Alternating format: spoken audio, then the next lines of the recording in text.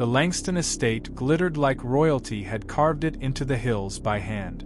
It was the kind of mansion built for one purpose: to remind everyone who controlled old money, old power, and old privilege. Floodlights washed the stone columns in gold. The driveway shone with the reflections of imported cars. A private orchestra played under chandeliers the size of small cars. Everything dripped with, "We own everything, and don't you forget it." Tonight was the Gala of Titans, a spectacle where billionaires paraded influence the way some people wore perfume. But tonight, something far more powerful stepped through those marble doors. Elena Carter, 38, black, brilliant, CEO of the fastest-growing cybersecurity empire in the nation. A woman whose name executives whispered when they thought no one was listening. A woman whose company protected governments, banks, and world leaders from cyber warfare. A woman who built power from nothing but discipline and a brain the world couldn't ignore. But when she entered the Langston ballroom, the air didn't greet her with respect. It tightened, shifted, snapped cold. Because standing across the marble hall was Melanie Langston, heir to the Langston dynasties, queen of entitled cruelty, and woman who believed wealth granted her the right to assign value to others. Melanie spotted Elena, and smiled the smile of a predator who picked her target. She tapped her champagne glass, one soft chime, and the orchestra dimmed on command. "Security must be slipping," Melanie announced loudly, her tone dipped in theatrical innocence. "They're letting anyone in these days." Laughter rippled through the crowd like well-trained applause. Phones rose like weapons. Guests stared at Elena the way someone might stare at a stain on expensive fabric. But Elena stayed calm, unbothered, unreachable. She continued walking toward the table reserved for global corporate leaders, a table she had been personally invited to join. But Melanie stepped in front of her with a blocking stance practiced from years of domination. "That seat," she said slowly, "is for people who built something, not people who sneak in hoping to mingle with the rich." Several guests gasped, tiny, polite gasps, the kind meant to hide pleasure. Elena lifted her eyes with the quiet confidence of a woman who could end nations with a single command. "Excuse me," she said evenly. "I'm here to discuss a merger with your brother." Melanie laughed, sharp and glinting. "A merger with you? Please. We don't sign deals with charity cases pretending to be CEOs." Several phones zoomed in. Someone whispered, "Who does she think she is?" Melanie leaned closer, her perfume sharp and suffocating. "How much did you steal to afford the ride here? Did you bribe the valet with loose change?" Elena did not speak. Silence is a weapon. Silence is power. And it rattled Melanie more than any insult could have. Needing to regain control, Melanie lifted her voice theatrically and gestured toward a service hallway. "The door for hired help is that way," she said. "Before you embarrass yourself further." Security appeared instantly. Big men with stiff suits and stiff faces, hands ready to escort Elena out of the building she had just entered. The orchestra stopped. The room froze. Humiliation was entertainment. Cruelty was culture. Elena looked down at her watch. 7 minutes until the scheduled announcement. 7 minutes until the world was supposed to celebrate the Langston or Carter alliance that would reshape global finance. 7 minutes until Elena Carter's power would take its rightful place on the world stage. But now things were different. Melanie folded her arms, smirking. "Go on," she said. "Don't keep the staff waiting." Elena finally raised her eyes, and her voice was steady steel. "You're making a dangerous assumption." Melanie tilted her head mockingly. "Oh? And what exactly could you possibly threaten us with?" Elena tapped her phone once. Just once.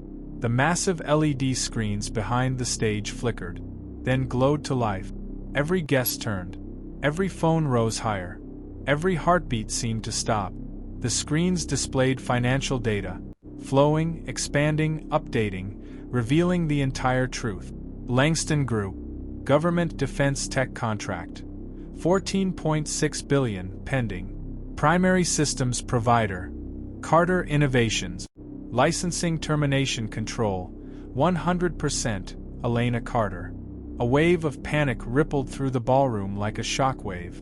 The Langston CFO shoved through the crowd, face ghost white. Meline, that's her. That's Elena Carter. The owner. The one we've been negotiating with. Meline's face collapsed. No, that's not possible. Elena didn't raise her voice. It is. The room tightened as though oxygen had been stolen from it. And tonight, she continued, I was prepared to finalize a partnership that would secure your empire for generations. Lucas Langston, CEO, heir, golden boy, came sprinting across the ballroom, desperation dripping from his voice. Miss Carter, I deeply apologize. Elena held up a single finger. Lucas froze mid-breath. No apologies yet. Her tone cut through marble and ego alike. I built a company that shields nations. I came here offering prosperity. Her eyes swept across every guest who had laughed. You offered humiliation. Every phone vibrated simultaneously. Notifications flooded screens. Breaking news. Carter Innovations files emergency termination. Langston Group licensing suspension triggered. Langston stock down 27% and falling. Lucas staggered. The shareholders, they'll destroy us. They already are, Elena said, and the screens continued turning red. The ballroom was no longer a celebration of wealth. It was a pressure chamber. Every second felt heavier than the last. Every phone light hit Meline Langston's face like a spotlight exposing a fraud. Her arrogant poise collapsed. Her confidence shattered. Her voice, once dripping with superiority, now trembled under the weight of a truth she never imagined. She had humiliated the one woman holding her family's future in her hands. We can fix this, Meline whispered, her voice so weak it barely carried over the rising buzz of panic. No, Elena's response was immediate, calm, final. Fixing requires rebuilding. And arrogance can't be rebuilt. Security. The same guards who had almost dragged her out minutes earlier now stood behind Elena as if she were the one who commanded their badges. They didn't speak. They didn't question. They simply shifted their stance, silently acknowledging whose authority truly mattered. Cameras flashed. Guests whispered. Investors typed frantically. The Langston empire was collapsing in real time. And Elena Carter was the epicenter. Meline stepped closer, her breathing shallow, mascara trembling. I didn't mean, I wasn't trying. Elena leaned in just enough for Meline to feel how powerless she now was. You meant every word, she said softly. That's why it matters. Meline's lips parted, desperate for a defense, but no words came out. Her entire identity, built on privilege, wealth, and inherited superiority, was crumbling under the realization that she had insulted not an underdog, but the architect of her family's survival. Across the ballroom, Lucas Langston sank into a chair. His mind was racing, spiraling, drowning in the numbers on the screen. Government contracts gone. Shareholders revolting. Stock price plummeting. Family legacy collapsing. The CFO crouched beside him, voice barely audible. Sir, the termination triggered federal oversight. If we lose that contract, we lose everything.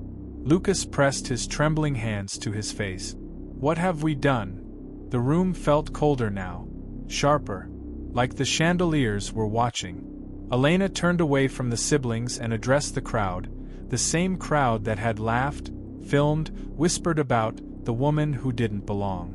Remember this moment, she said, her voice steady as stone. Whenever you judge power by appearance. She scanned their stunned faces. You never know whose empire you're mocking. Her words echoed through the ballroom like prophecy. The orchestra remained frozen. The guests didn't breathe. Even the walls seemed to listen. Elena reached for her phone, the same phone Meline had mocked, and typed a single command. One. Simple. Irreversible. Every screen in the ballroom updated at once. Contract termination. Final. Licensing suspension. Approve. Carter Innovations, protective systems. access revoked. Langston Group federal compliance, flagged. Melline gasped like her lungs forgot how to function. No, no, please don't do this. But Elena didn't even look at her. She didn't need to. Consequences were speaking louder than she ever could. Lucas stood, stumbling forward. Miss Carter, please. We can renegotiate. We can correct this. My sister, she made a mistake. Elena's eyes were severe. A mistake is forgetting a name, forgetting a meeting, forgetting a detail. She gestured around them. This was a choice. Lucas swallowed hard, his ego cracking for the first time in a decade. If you terminate the contract completely, our company will face what it built, Elena said.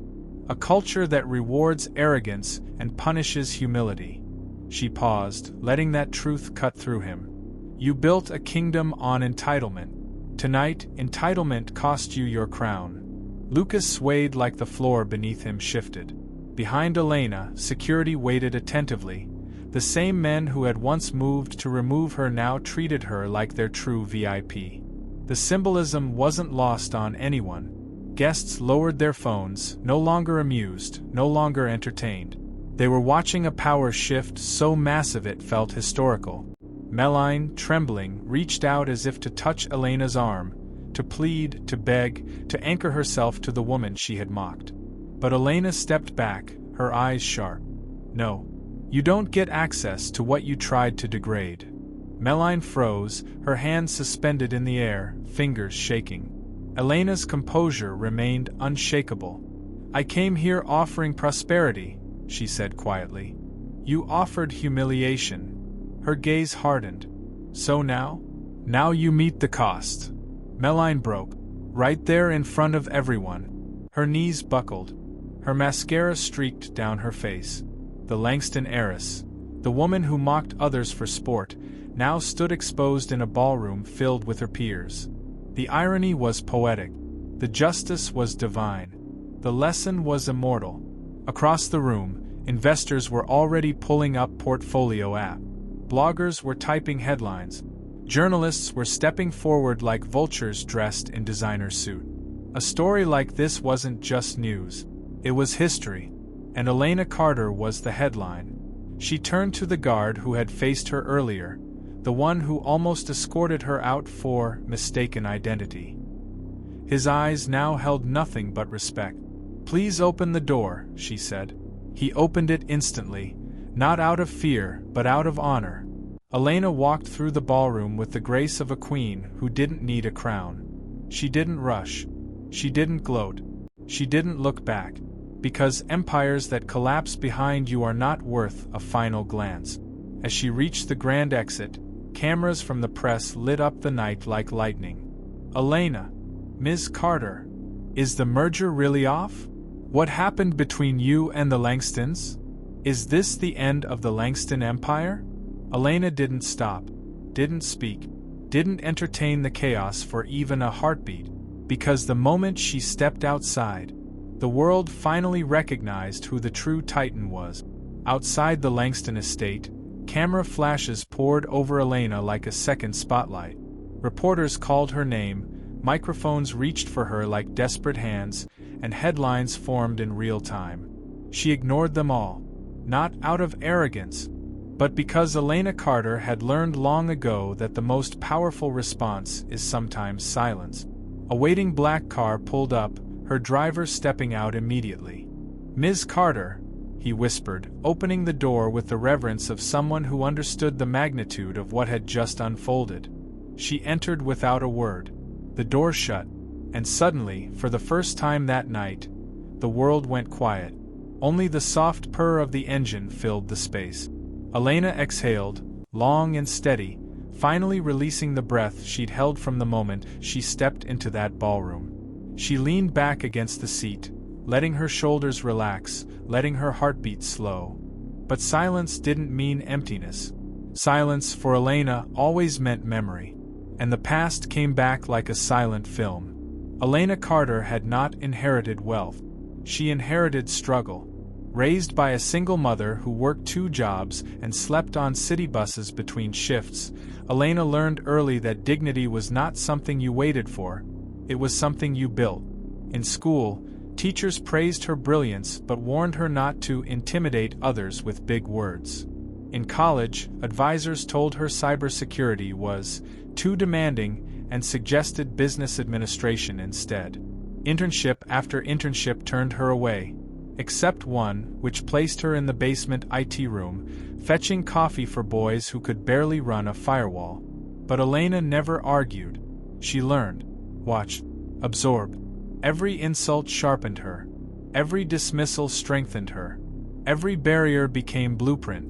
And when she launched Carter Innovations out of her mother's small apartment, armed with nothing but a refurbished laptop and a mind built for war, the world finally met the genius it had tried to ignore. Her breakthrough technology didn't just protect banks, it protected nations.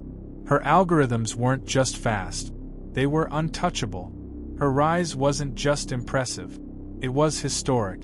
And with every contract she signed, with every government she secured, Elena made herself a promise.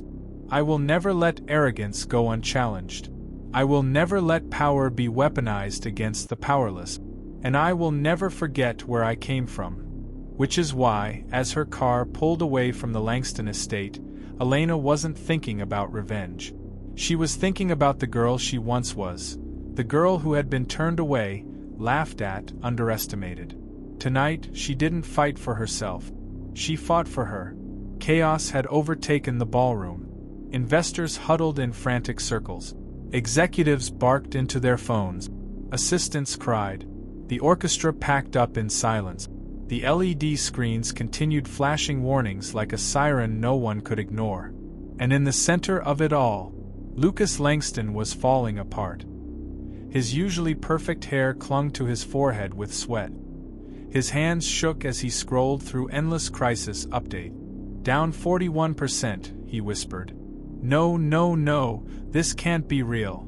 The CFO slapped a stack of papers on the table. It's real, Lucas. It's all real. Without Carter Innovations licensing, we can't meet federal security standards. We lose the contract and then the empire collapses, Lucas finished, voice breaking. Meline stood nearby, no longer the poised heiress. Her makeup streaked down her cheeks, her gown wrinkled from trembling hands. She clung to the table like the marble could save her. She wasn't supposed to matter, Meline whispered, almost childlike. The CFO whirled on her.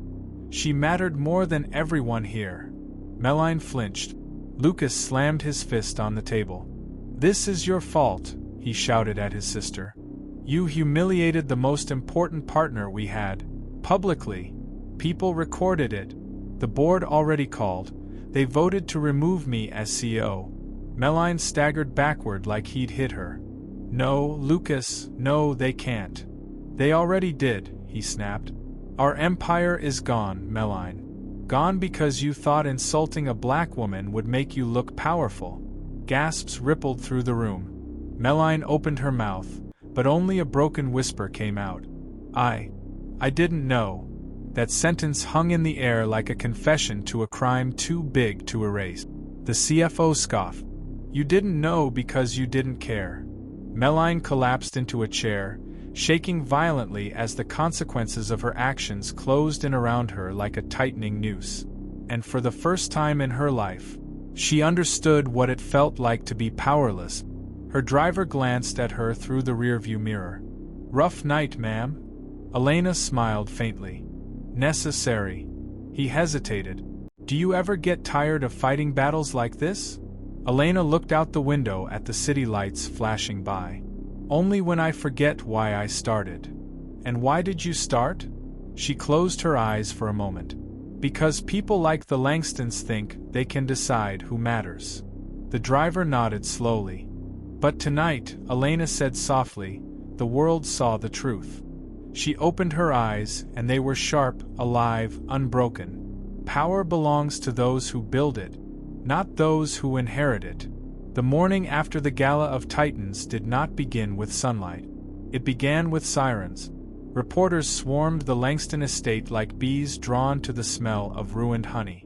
Drones hovered over the gates. Black SUVs belonging to federal auditors lined the street. Inside, the once proud Langston family faced a storm they could no longer escape. Lucas Langston stood at the foyer window, staring at a headline plastered across every news outlet. Langston Empire collapses after humiliating CEO at Gala. Contract with Carter Innovations terminated mid-event. Below it, another headline trended globally. Never underestimate a black woman in a room full of power. Lucas sank into a chair, burying his face in his hands.